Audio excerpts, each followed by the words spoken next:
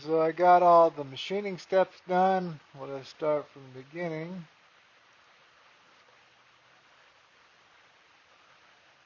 Simulate. First thing we're going to do is come in and drill the hole. Then we're going to rough bore the chamber, finish bore the chamber, cut the outside tenon, finishing pass. Now we're threading.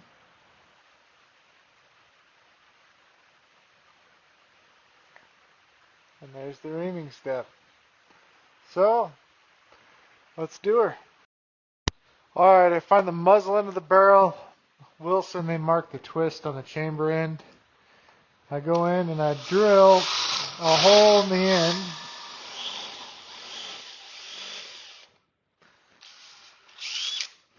The reason I do that is so I can cut some pipe threads here. And the pipe threads are to hold the oil flush system. Don't need a lot of threads. 3 or 4 is all I usually put in there, just enough to give something to seal to. 1, 2.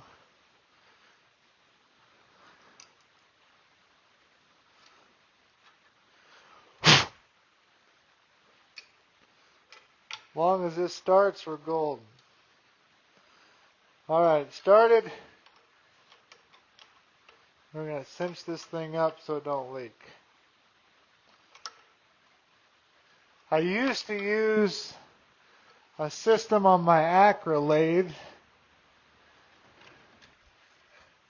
that I cut a chamfer on here and then stuck this guy inside the chamfer. Well, that worked until this thing started getting soft, and then I get leakage out of here, and then we had oil all over. So this takes about the same amount of time as drilling a hole for a chamfer, and I haven't had it leak yet. Then I added a quick disconnect that goes on the back of the hawse. I'll show you that here in a second. So now that I got the pipe threads all in, I just made a little magnetic stand there so it's always there so I ain't digging for it. I go in and I clean out the barrel with the greaser. I just take a brush, run it through there 4 or 5 times to get it really clean, and then I follow up with a couple passes. We're not trying to get rid of carbon or anything, so brake cleaner's been some of the best stuff I use to get rid of the lapping compound in it. Alright, I'll run a patch through it and we'll put it in the machine. So this is a unique system that I come up with. This is a Dublin rotary union, and I built a channel for my hawse here. And this slides back and forth for different barrel lengths. And the hose we put in is a grease gun extension. So we're just going to put this in here like so. And then give a little tug and cinch it down. So far it's been leak proof using the airlines. And then below I got it on a quick disconnect here also. So if I want to take this off, I can with very little waste or spillage of fluid or cutting fluid. Just make sure I got this tight. And I'll show you on the front of the machine here.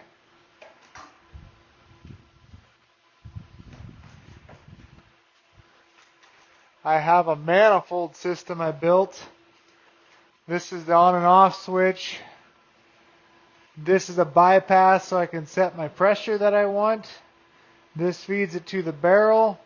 And then this, when I open it and I blow out the fluid or the cutting fluid, that it gets all the stuff out of the barrel so I can check my headspace. So yeah, that's what I come up with. So far, I've only done like 4 or 5 barrels on here using this whole flush setup, but I'm really liking it so far. Alright. go in here and so this much of the chamber does not matter. And the reason being is we're going to ream that out with a drill bit and a boring bar. So we need to get in front of this and check our run out. So if we go up here in front, and then we drop this on the barrel lands ever so slightly, and we check our run out,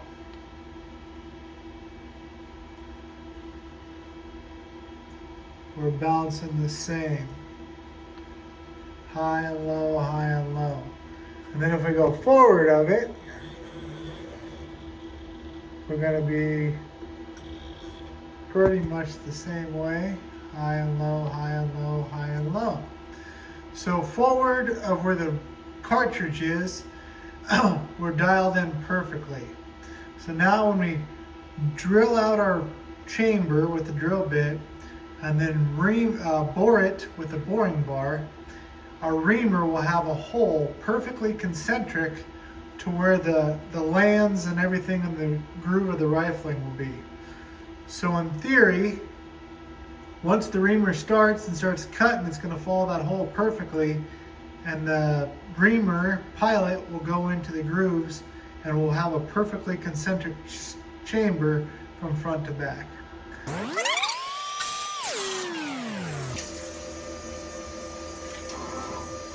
And then we're going to bore out the chamber so it's perfectly concentric to the bore. All right, I got my offset set. I flushed up this so it's nice and clean. Now we're going to start the cuts. Turn on our coolant.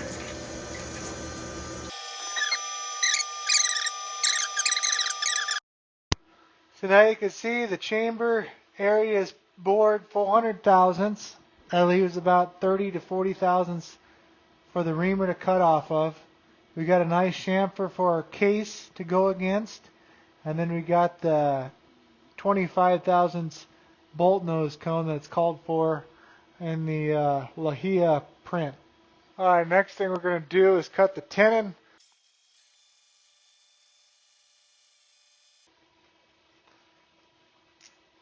$9.97, perfect. So the next thing we're going to do is cut our threads.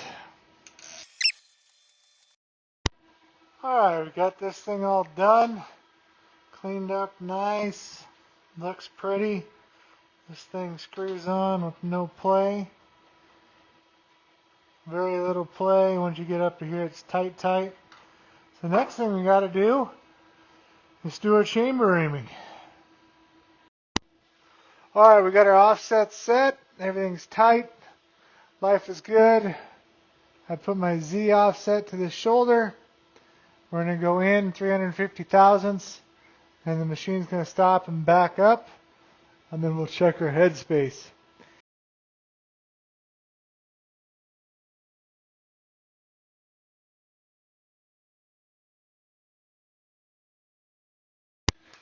Alright, we're going to go in and take our last cut. Okay, we're coming up to 350. Now we got to continue cutting all the way to 371 and a half.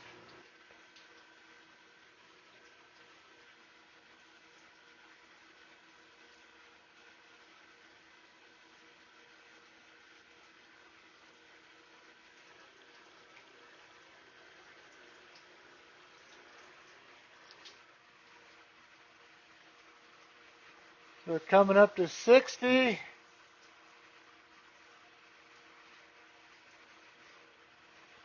Here comes 70.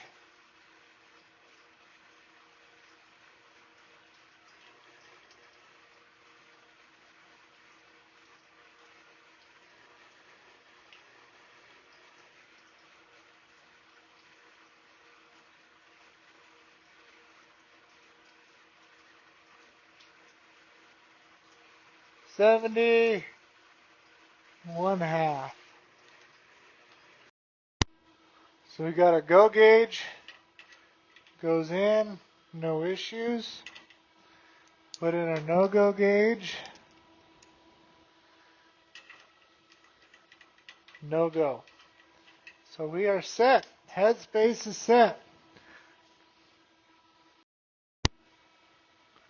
Let's do our chamber inspection with the run out. So here you can see it keeps on bouncing back to 0. Okay, we're going to go backwards, and then bounces will get smaller. When they get smaller, it means we'll be in the throat area. So here's the lead. You can see it barely ticking.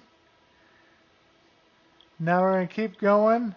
Now we're in the throat of the rifle. 0 run out, and we keep going back. Now we're into the neck.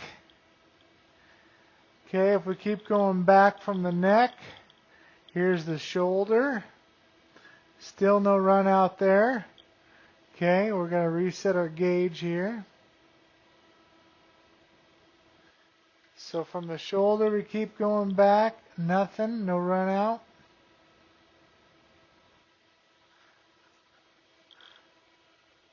Still no run out.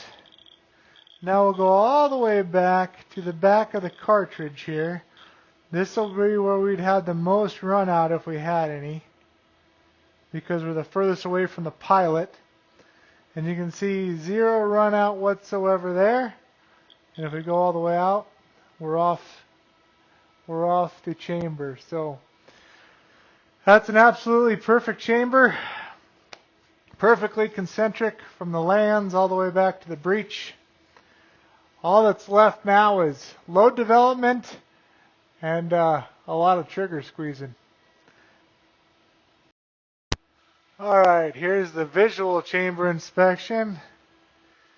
So these are where all the lands are. You can see they all start exactly the same place. We'll go back here. Just like we measured, all the lead starts at the exact same place. Keep going. The neck, the throat, the neck into the case taper and all the way out. So, yeah, turned out wonderful. So I did a bunch of figuring. He said he wants this barrel 24 inches long, so I'm going off this shoulder for him. I assembled a bolt into the barrel extension and figured out my gas tube length, and it jived what's recommended online, which is between 1 inch, 0.9336, beyond the end of this barrel extension. So we're going to go from here, 1.2, all the way down to 0.850, and that goes to the inside of this shoulder right here, right there, so I'll have a nice shoulder. And then we're going to go 1 inch 50 thousandths flat, and then from there down to 650 thousandths to the muzzle, and he's going to get 1/2 inch muzzle threads. So that's the layout of the barrel.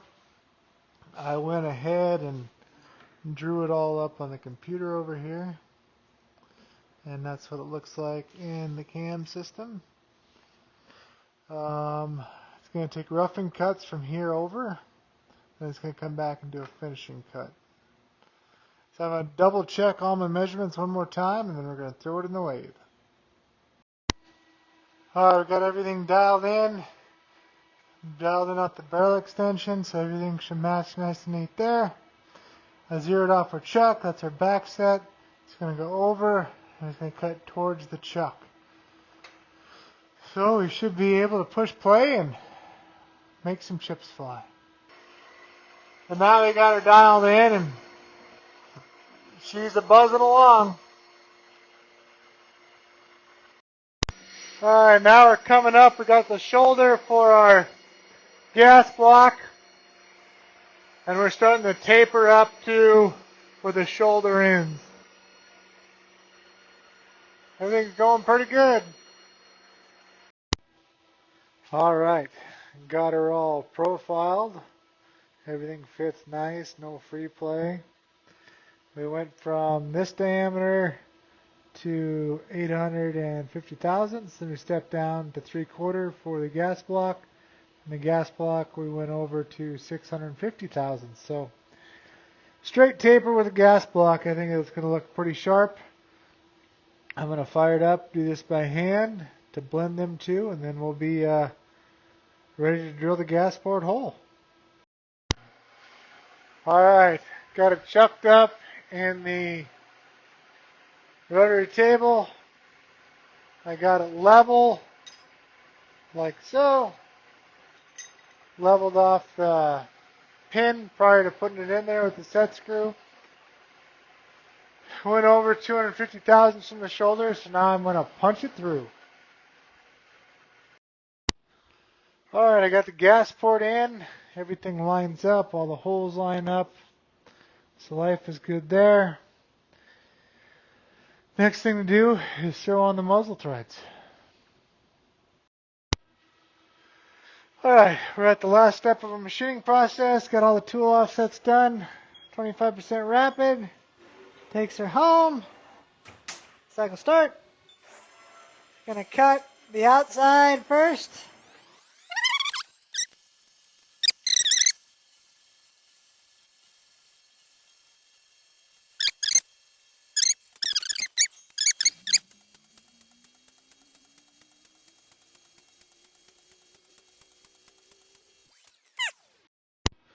Alright, measure the threads, check them, everything screws on and off good.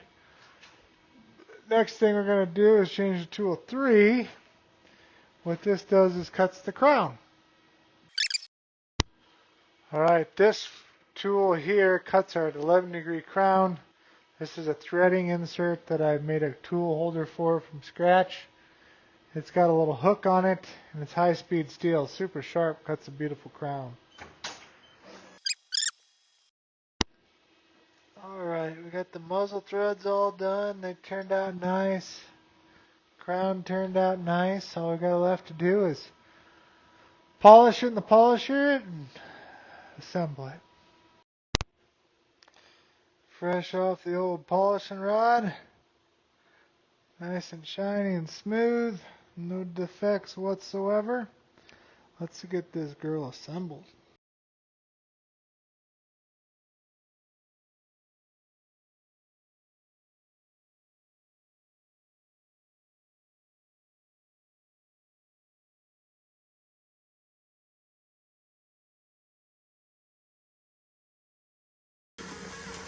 Alright, this is the last step.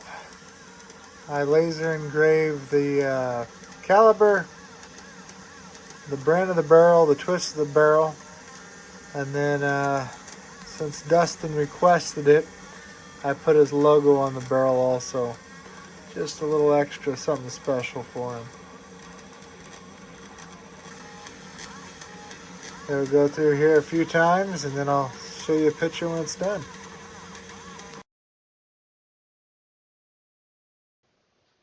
So here's the finished product, all ready to ship out. Put all his old boxes in there, his extra detent spring for his gas block. So yeah, I ship everything out in a hard plastic case. If you guys don't send me a hard plastic case, you'll be charged for one for shipping. Just the safest way I can get them back to everybody. So anyways, thanks for following along, and I hope you enjoyed the build.